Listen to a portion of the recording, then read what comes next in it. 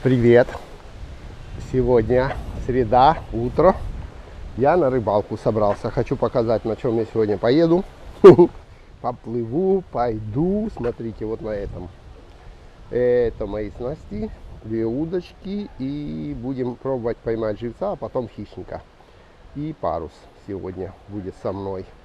Сегодня достаточно ветра и достаточно этого самого волн. Сейчас посмотрим на воде, как будет.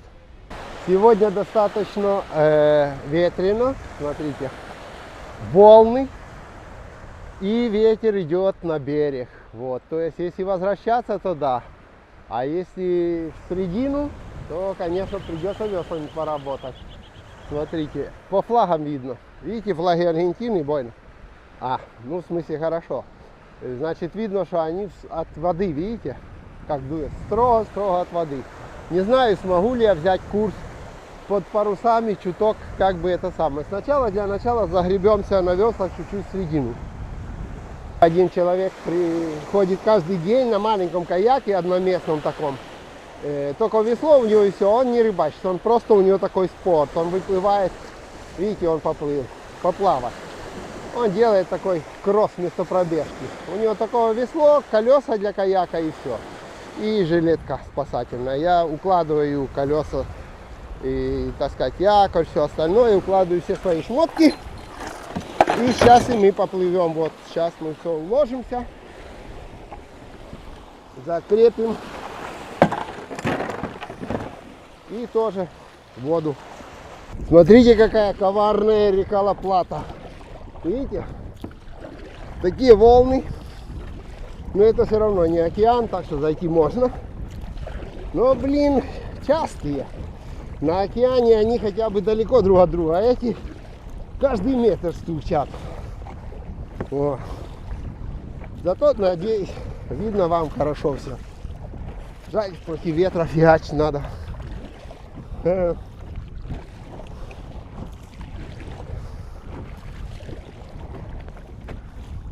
Так, ребята, ветер, конечно, не в мою сторону, но все равно. Ветер вот оттуда. Вот, видите, как волны идут, вот так и ветер идет. Мы идем вот так. Вот сколько градусов здесь. Смотрите. Видите, ложим на этот бок парус. И потихоньку, но все-таки мы шуруем, как бы, скажем, в том направлении, в котором нам надо. Надо еще чуток вот, как бы, подтянуть, подгрузить, подрегулировать, что ли, и будет все окей. Может вот так чуток, нет, назад, и другой подтянуть туда шторку вот эту. Сильный ветер, видите, натянет так, что даже невозможно уже круто подтянуть. Но все равно работает. И это мы идем, как говорят, острым углом против ветра. Конечно, если бы я поставил за ветром, это было бы вообще просто ляпота. Ребята, как вам такие аргентинские горки на воде? И то это речка, и то это не самый сильный шторм. Это вообще не шторм, это в принципе еще, скажем так, хорошая погода. Вот смотрите. А на океане там похлеще. Опа! Опа! Вот это вещь. Просто я насмехаюсь, бо часто видел видео, где там на озере плавают, такая рябь начинает идти по озеру, они такие, волны поднимаются, надо уходить. Это разве волны? Вот, более-менее, на что-то похожее, хотя бы немножко. Да и то, бывает пострашнее, что хочется действительно уходить. И вообще, знаете, есть такая пословица, ну, для тех, кто ходит на воду, там, на чем-нибудь. Говорят, предпочитаю быть на берегу и завидовать тем, кто в океане, вот, чем быть в океане и завидовать тем, кто сейчас на берегу, блин. Так и на таких всяких волнах бывает. Бывает, сидишь на берегу и завидуешь тому, кто там в середине, а он сидит бедный, думает, блин, сейчас перевернется, сейчас то, сейчас все. И завидует тому, что думает, блин, сидел бы я себе на солнышке. Вот. Так что, ребята, всякое бывает. Но мы пока едем на рыбалку. Мне осталось чуть-чуть. я уже почти на точке. И будем бросать якорь. Для этого я говорил, что обязательно между якорной линией и вашим лодкой, или там байдаркой, или каяком, что у вас там, обязательно должен быть этот самый метра 2-3 эластичного шнура, растягивающегося. Он сглаживает удары волны, не делает их такими резкими. Вот. Напротив идет парусник, и там еще я надыбал. Тот пацан катается рядом со мной, только там дальше в глубине, который просто катается. Он меня спрашивал, куда я пойду. И вижу, хочет посмотреть, как я рыбачу. Там чешет с той стороны. Вот. А впереди не парусник, но только паруса не поднял, идет на моторе. Так, скоро будем становиться на якоре. Я уже почти на точке для рыбалки. Сейчас выберем хорошее место, где будет поменьше болтанки. Останутся только мои болталки. Вот так. Так, стал на точку, но не очень хорошо сегодня. Ну, посмотрим, конечно, но все равно. Просто почему хотел сказать нехорошо. Не очень удачно стоит каяк, то есть как волна бьет сбоку в каяк. То есть не сзади, не спереди, а сбоку. И это мне не нравится. Потому что, почему это происходит? Потому что течение.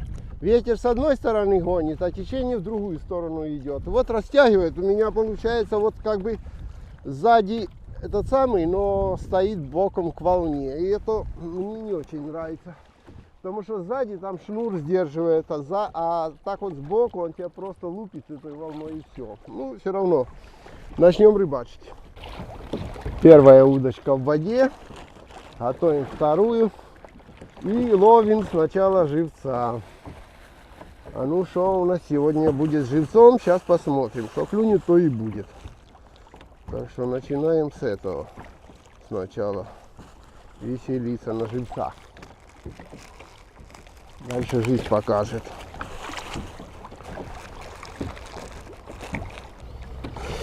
С почином нас. Но это даже на живца не годится. Вот эти вот, не знаю, они колючие, как собаки. Но в то же время не годятся ни на живца. Вот почему-то их лучше тряпкой брать, чтобы не накололи они вас. Потому что такие они колючие эти.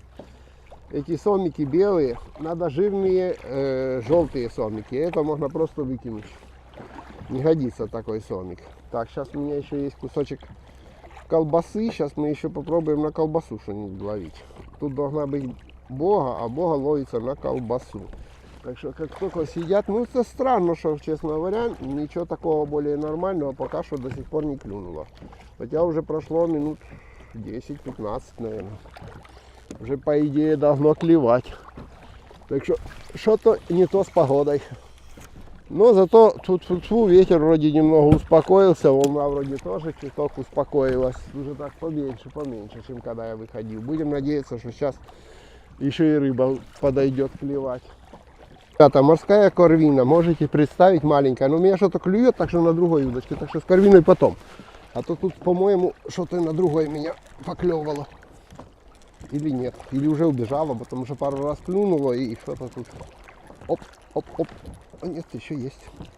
Корвина еще осталась.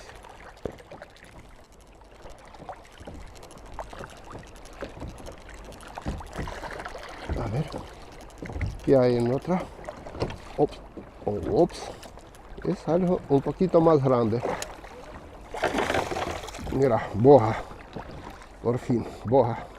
Boga de Parque de las Niñas. Ahí tenemos. Bojita. Bastante linda. Оп.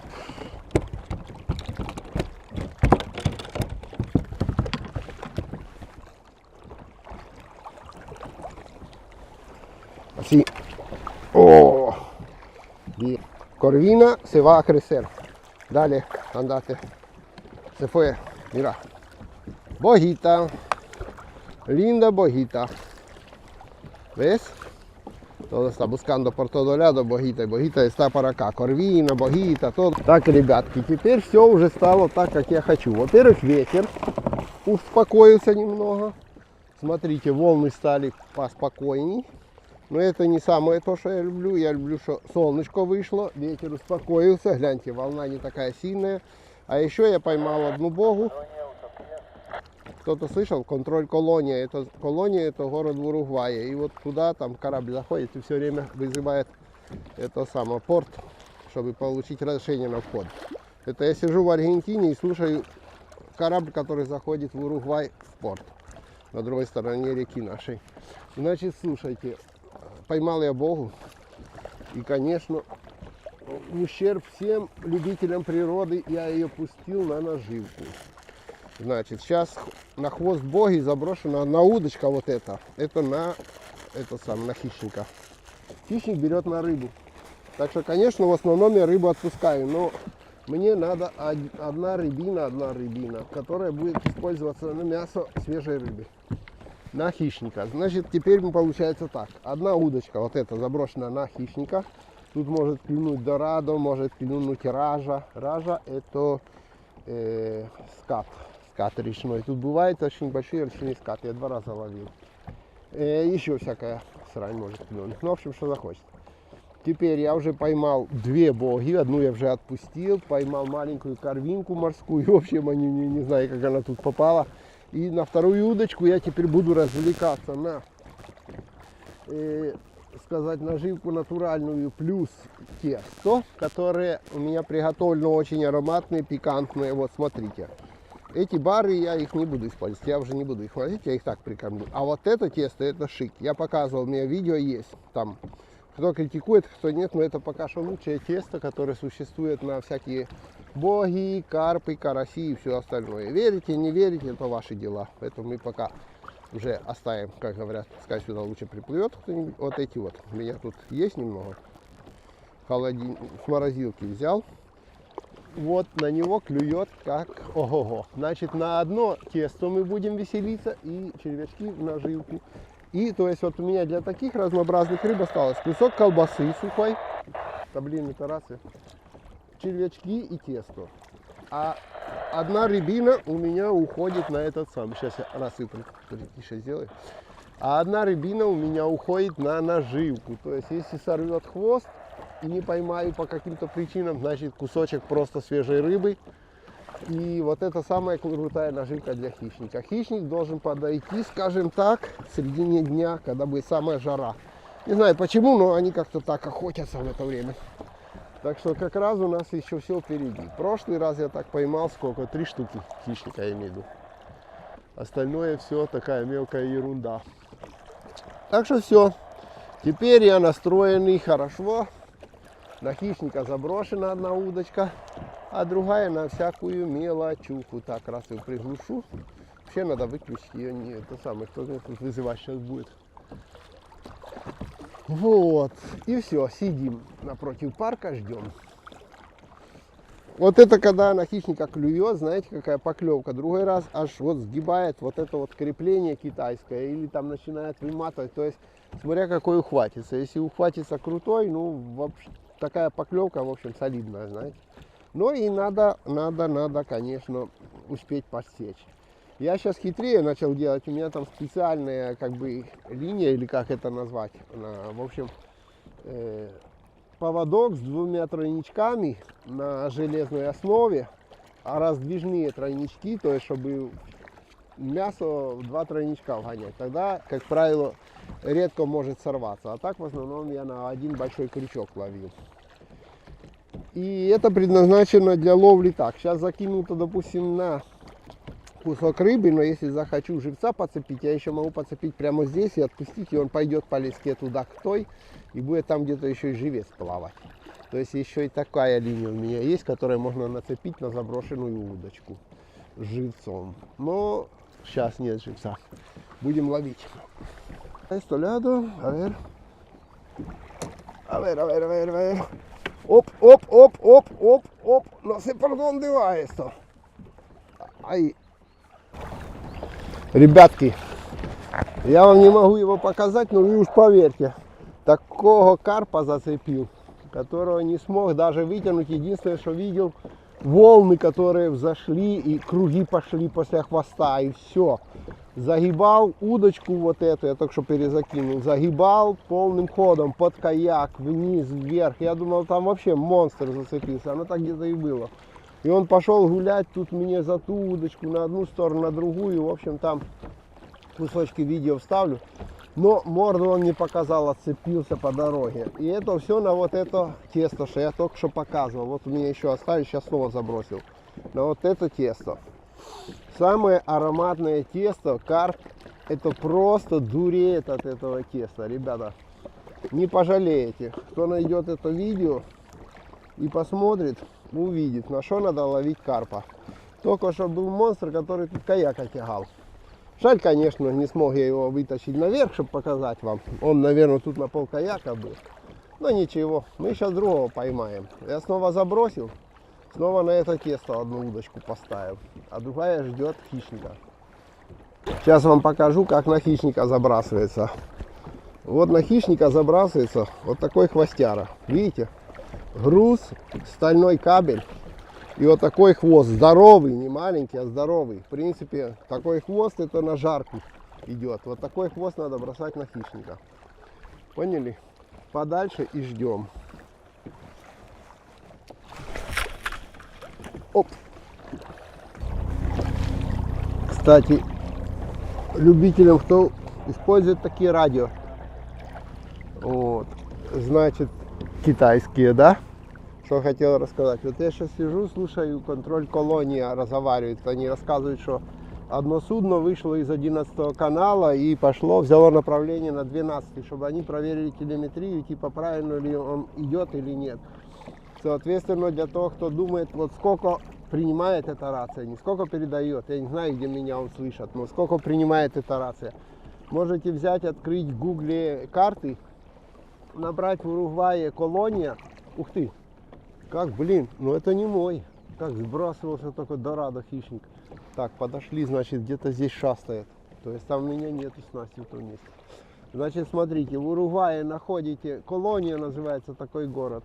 А этот город, где я сижу, называется Буэнос-Айрес в Аргентине. И вот если я слушаю, что рассказывает, ну, в порту колонии, что творится, то есть вот эта рация столько тянет. Ну, прям напрямую, по, скажем так, через реку. То есть тут нет деревьев, ничего такого. Через воду, вдоль воды.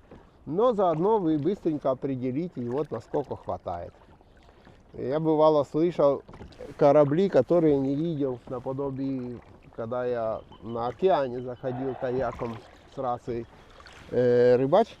То я слышал, там какие-то на японском стрекотали корабли между собой, на английском там разговаривали. Смотришь на горизонте, кораблей не видно, а разговоры их не слышны. Так что очень она хорошо принимает. Во всяком случае, принимает прекрасно. Смотрите на это тесто, что ловится. Видите, какие боги? Вот. Они зубастые, они как карпы. Вот это у меня было уже 3 кусочка теста последних, и вот поймалась. Сейчас опустим ее и пойдем дальше ловить. Смотрите, как все поменялось. Посмотрите, ветер стал тихо, волны успокоились, то прямо были качели, а теперь гляньте, какая река классная стала. Вот. Сиди, наслаждайся теперь такой рекой. Вон мой парус сложенный, чтобы не мешал рыбачить, жду поклевку.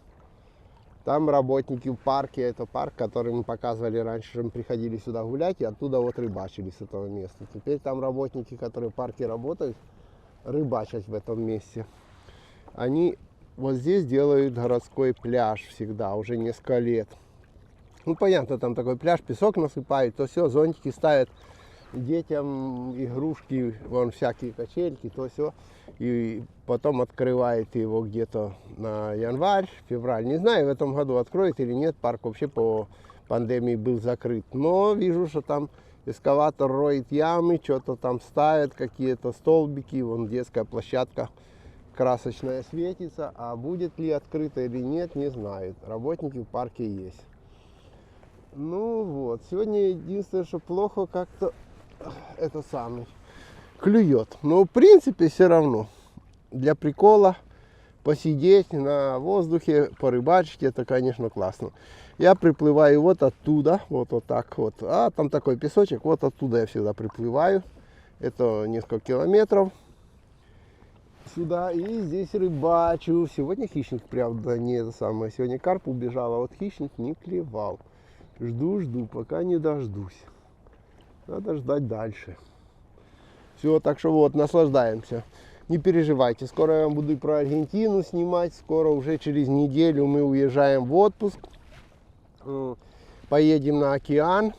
В этом году на океане я хочу попробовать новый вид отдыха. Если получится, может, или выйду. Не буду каяк с собой тащить. Хочу, ну, как бы понаслаждаться, немножко отдохнуть. Для себя провести время. Со Светой, все.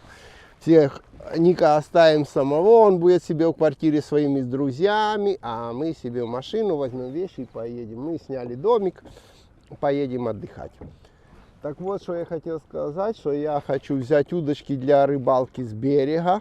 На всякий случай кину одну удочку для рыбалки с лодки, если кому-нибудь подцеплю, чтобы меня вывезли лодкой в океан. Но не на каяке, а если будет такая, что типа будут экскурсии брать. И хочу взять спиннинг. Я никогда не ловил на океане спиннингом. Никогда. Всегда вот закидываешь как бы какую-то рыбу там или крабика какой-нибудь или еще что-нибудь. Закидываешь там в воду, и она стоит, вот удочка, и ждешь поклевки. Но именно ходить и спиннингом в прибойную волну бросать не пробовал. Вот в этом году приготовлю специально ящик этих самых блесен. У меня есть и для морской рыбалки там специальный джиг там и все остальное. И я плюс много чего делал. Ну, в общем, там, не знаю, сотни-две у меня, наверное, блесен есть. Разных, которых из них я вообще никогда ничего не пользовал. Может, одну-две. И поедем, попробуем походить по берегу и покидать прямо вот на океан блесной. А вдруг получится. Плюс, если все выйдет окей, может какую-нибудь ночную рыбалку устроить на океане, чтобы тоже было такое интересное, да, там взять освещение, все, и именно ночную рыбалку или ранним утром, когда еще солнце не взошло. И пляж. Так что просто будем делать отдых. Кто там летает надо мной все время?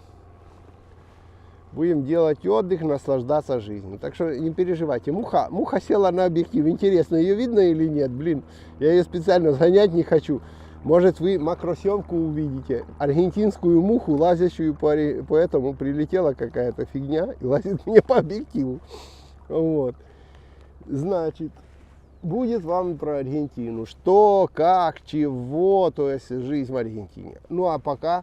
Так как наступило лето, и так как хоть немножко есть какой-то, ну, типа, это самое, снятые хоть какие-то ограничения, конечно, я еще хочу. Да, блин, ты муху еще не прогонишь, смотри, как, блин, цепляется ко мне. Так что все.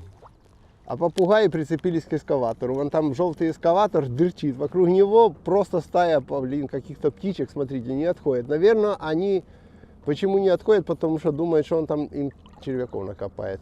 Вот смотрите, прямо над эскаватором толпа птиц. Видите, эскаватор копает землю, а они, блин, бедные, не могут от него успокоиться никак. Так что давайте, ставьте лайки, не забудьте. Подписывайтесь, будет много чего интересного.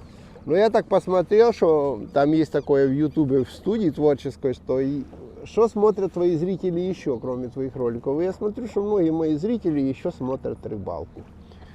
А так как она мне и самому нравится, вот я вам ее и показываю.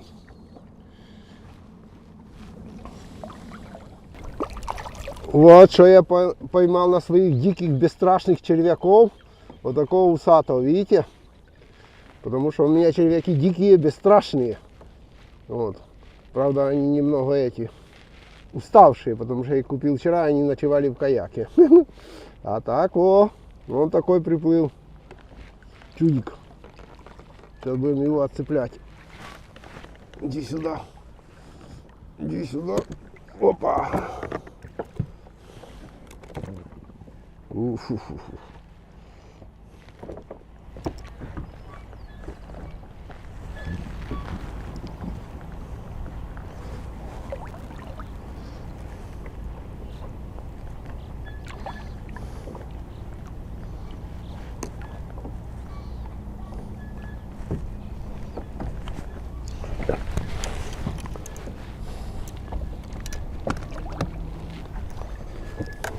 Una foto para la portada y te vas. Hola. Ding ding. Hola. Así grandota. ¿Eh? Bueno, vamos.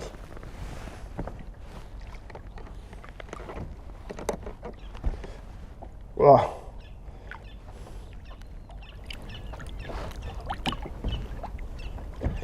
Dale.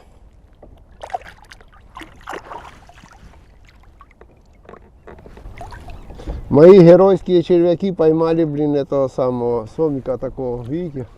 Они у меня агрессивные очень. Ай. Зараза эта колючая, не доведи Господь. Я серьезно вам говорю. Если кто не знает, вот кажется, вот эта рыбка маленькая, ерунда, но это ерунда, если вас уколет, долго и нудно будете, блин, вытаскивать его из пальца. Меня один раз уколол, пришлось откусывать ему этого самого, ну, который он имеет там вот эту иголку, а потом выковыривать, блин, себе из пальца. Думал, в госпиталь придется ехать. А еще оно потом болит долго и нудно.